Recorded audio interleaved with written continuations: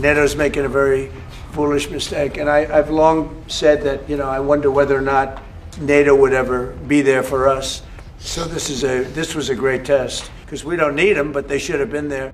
Everybody in the whole world should be very thankful. And I'm disappointed in NATO, very disappointed. I'm disappointed in a couple of other countries too. Everyone agrees with us, but they don't want to help. We as the United States have to remember that, because we think it's pretty shocking. America's allies to assist the U.S. in escorting those oil tankers through the Strait of Hormuz? Well, we don't need too much help. We don't need any help, actually. Despite the fact that we help them so much, we have thousands of soldiers in different countries all over the world, and they don't want to help us, which is amazing. Amazing. And I didn't do a full court press because I think if I did, they probably would be, but we don't need help. NATO ist ein Verteidigungsbündnis und kein Interventionsbündnis. Und deswegen wünsche ich mir, dass wir auch mit dem notwendigen Respekt im Bündnis hier miteinander umgehen. Und die Risiken dieses Krieges sind groß, sehr groß. Und deswegen wird es hier keine militärische Lösung geben, sondern es wird nur eine politische Lösung geben. The head of Germany just made a statement that, they weren't involved and they have nothing to do with the war, but at the same time, they think we did a great thing by knocking them out. Nous ne sommes pas partie prenante au conflit. Et donc, jamais la France ne prendra part à des opérations d'ouverture ou de libération du détroit d'Ormuz dans le contexte actuel. Je le redis ici, la France n'a pas choisi cette guerre. Nous ne prenons pas part. President Macron has just said in the last hour that he will never join a task force in the Strait of Hormuz until hostilities finish. Yet yesterday you said... Who said that? President Macron. Well, he'll be out of office very soon, so we'll have to see. I don't know. Decimated that country. And if you watch, you should be very thankful that this group of people feel late great Winston Churchill and Barack Hussein Obama said that your war against Iran is illegal. It's an attack on international law. Who said that? The Irish president. Look, he's lucky I exist. That's all I can say. I stopped him twice. I stopped him my first term when I terminated the Iran nuclear deal, which was Barack Obama's deal. It was maybe the worst deal I've ever seen. Does the president have the power to hand hundreds of millions of dollars of cash to terrorists? If I didn't terminate that deal, we might not be here right now. Unbelievable nuclear holocaust would have taken place. I think it would have hit Europe. Maybe not Ireland, but it would have hit Europe. I think you would have been a nice piece of it. It all gets you. It's big enough that you would have been affected. They would have hit Europe eventually.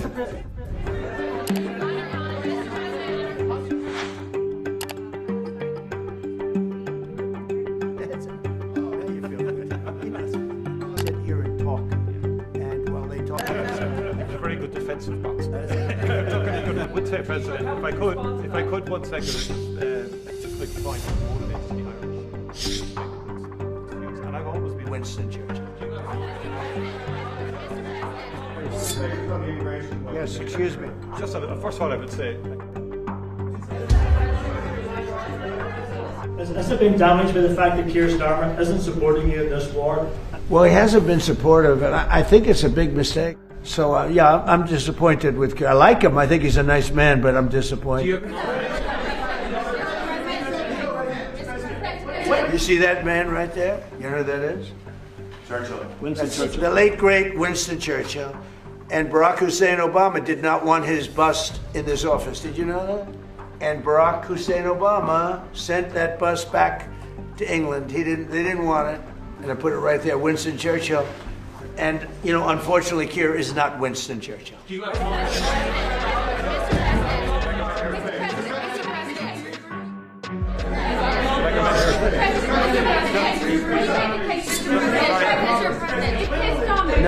hold it. Right. Just could I Hold it. just make a number of points? First of all, I think, notwithstanding what has happened, the transatlantic relationship between Europe and the US is very, very important on a number of fronts, particularly on trade initially. Remember all the fuss last year, but we got a landing zone between Europe and the US, and I think we can get a landing zone again. Keir Starmer has done a lot to reset the Irish-British relationship. I just want to put that on the record.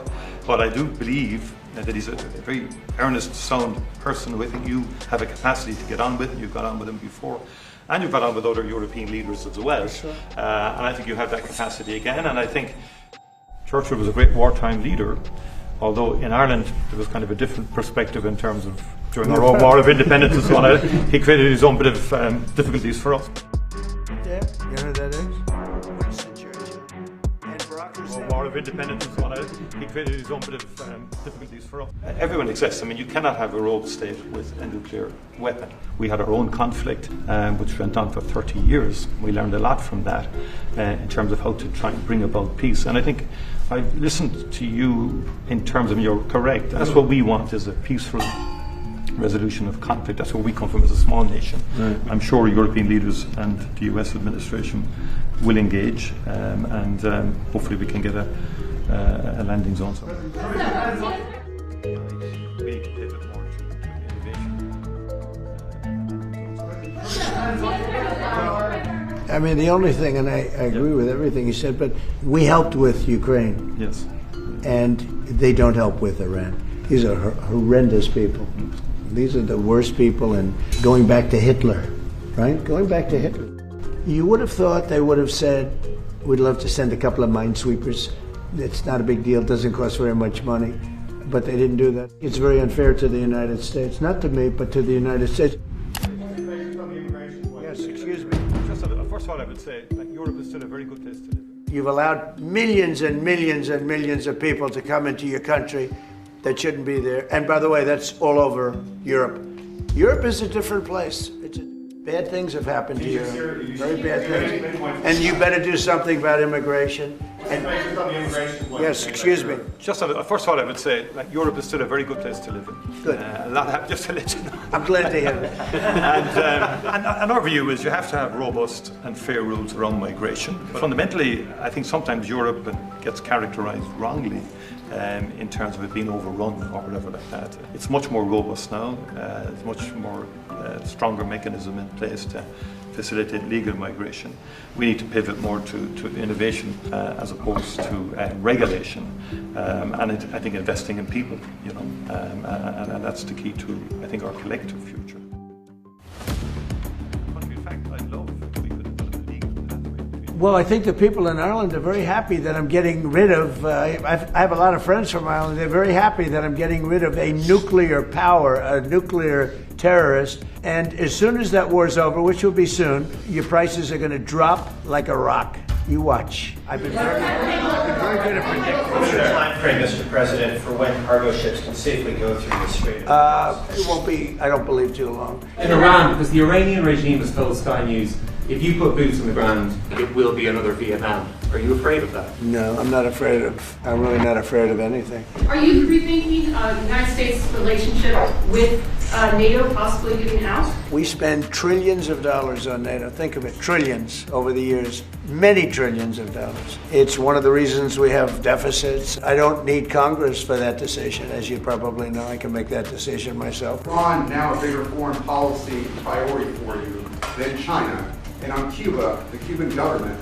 Iran is just a military operation to me. But do you not have a day after plan? And if so, what is your day after plan for Iran? Well, we have a lot. Look, if we left right now, it would take 10 years for them to rebuild. But we're not ready to leave yet. But we'll be leaving in the near future.